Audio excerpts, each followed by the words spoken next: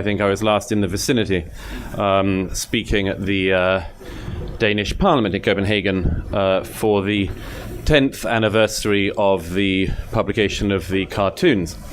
An event that was remarkable for a lot of reasons, one of which was that that morning Jyllands-Posten republished a facsimile of the double-page spread on which the cartoons had originally appeared, and everything was the same except that the cartoons weren't there. A headline said something along the lines of, "The intimidation works."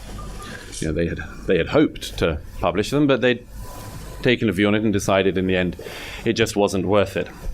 In any case, Henrik Broder from Germany, Mr. Selbech, whose first name I will not even attempt to pronounce, from Norway, the newspaper editor who first republished the cartoons there, and Mark Stein and I were speaking about the significance of that event, and a very jolly occasion it was. Slightly marred at the moment during the event when Mark Stein said, "I've just had a message from my assistant saying that the Her Majesty's Foreign Office in London has given a travel warning advisory about our conference, saying that British subjects should not go to the centre of Stockholm today, or should at least be very wary of it." And the US State Department also sent out a message saying that American citizens should keep away from the vicinity of the Parliament in Copenhagen. And as Mark Stein pointed out, they hadn't bothered to tell either him or me about this, but then it wasn't going to make any difference anyway. But he did also point out that 10 years ago you had to go to Helmand to be in that much danger, and now you can just fly to Copenhagen.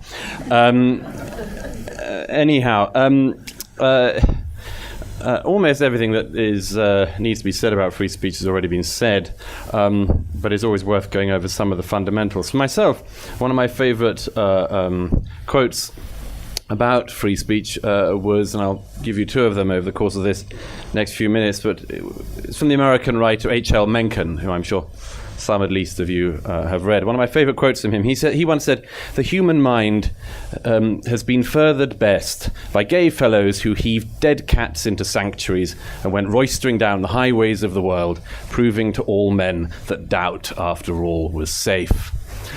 I sometimes thought of putting together a group called the Gay Fellows. But Mencken meant it very much in the old-fashioned sense, and I didn't want to walk into confusion. But that is true. Free speech is best furthered by happy people, shall we say, roistering down the highways of the world, having heaved dead cats into sanctuaries and shown that it was all fine and that doubt was worth it. One of the oddities, I would say, of the last more than a decade now has been the way in which, in countries like this, in countries like mine — I'm from Britain, if you hadn't guessed — one of the strange things about it is that throughout this whole period, there seems to have been some kind of agreement that we would end up talking a lot about free speech. Endless books have been published over the last decade about free speech. What is free speech? Whither free speech? And so on. Just recently I reviewed another book by Timothy Garton-Ash of Oxford University, Free Speech, 10 Rules for an Interconnected World, that sort of thing. I've come to the conclusion, having read far too many of these sort of books, that there's not much point in them. We don't need more and more books about free speech. Free speech isn't something you just endlessly talk about. It's meant to be something you do. We don't need more books saying something about the origins of free speech. We just need more books that do free speech.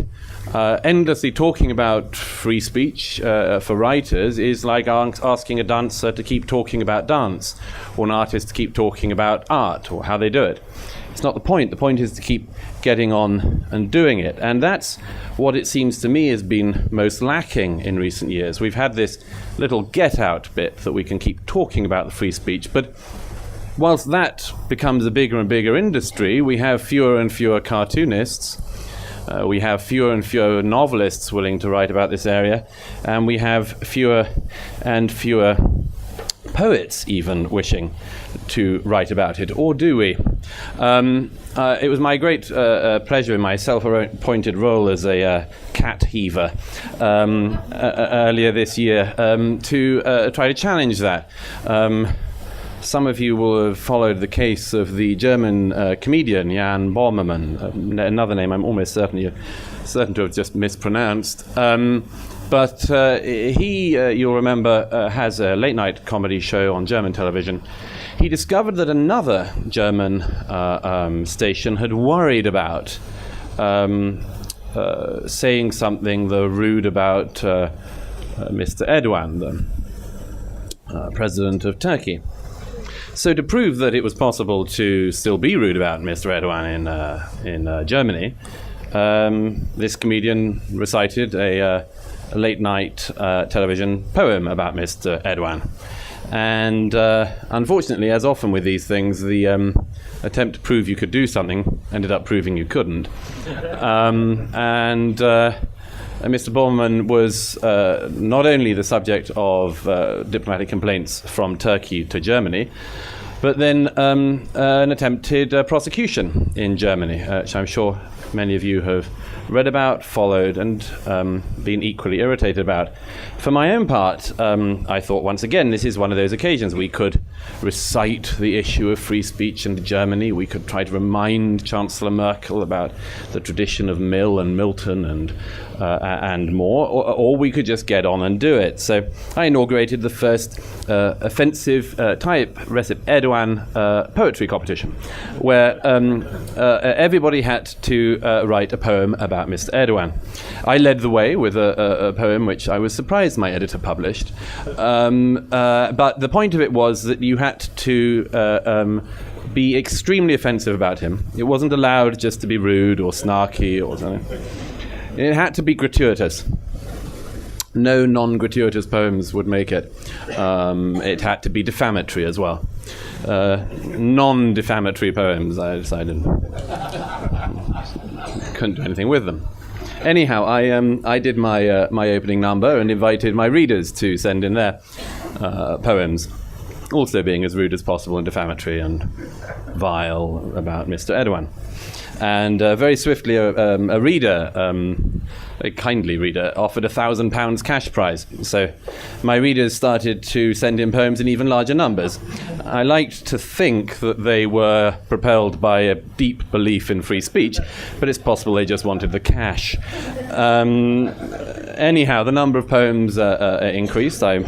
We got some very fine entries. And at one point, my editor called up and said, well, the former mayor of London, Boris Johnson, has entered the competition. I thought, well, this, I must say, by the way, I owe him a slight apology. He was in an interview with a friend who writes for a Swiss paper who said, have you heard what Douglas is doing at the Spectator? And Boris said, yeah, absolutely, what terrific stuff, and so on. And this friend said, well, why don't we make up a limerick right here and now? And Boris said, yes, why don't we? Being that sort of chap. And anyhow, rather unfairly, as I say, he, not knowing he'd entered, but it was on record, entered. And I thought it would be best if we agreed that he had won. He took the news, I have to say, quite well. He offered to give the money to charity.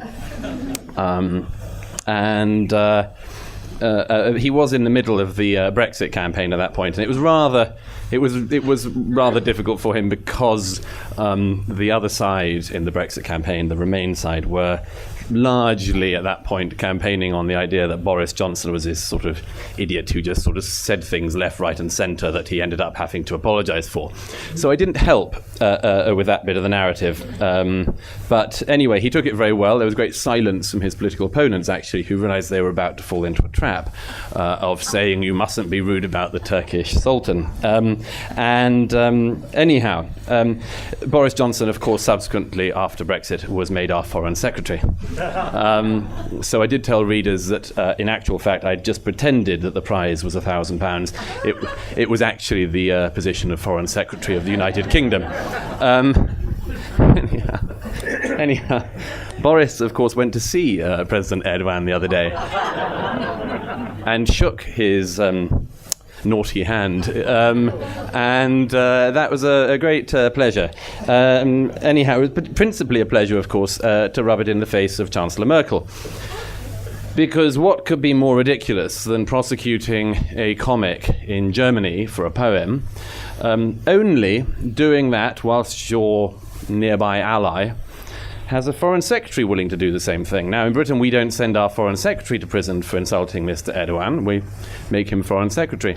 But I think it would be unsustainable that Jan Böhmermann can actually be prosecuted or go to prison for a maximum, I think it was, of 4 years in Germany for that alleged crime. Anyway, this is my view generally on free speech. The answer is not to have endless seminars about it, it's just to do it and encourage everyone else to do it and do it more and more and break all the rules and laws if they're there, because who do we want to tell us what we can say or think or do?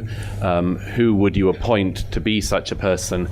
As I pointed out, the person I would rely on last to tell me what kind of joke I would be allowed to tell would be a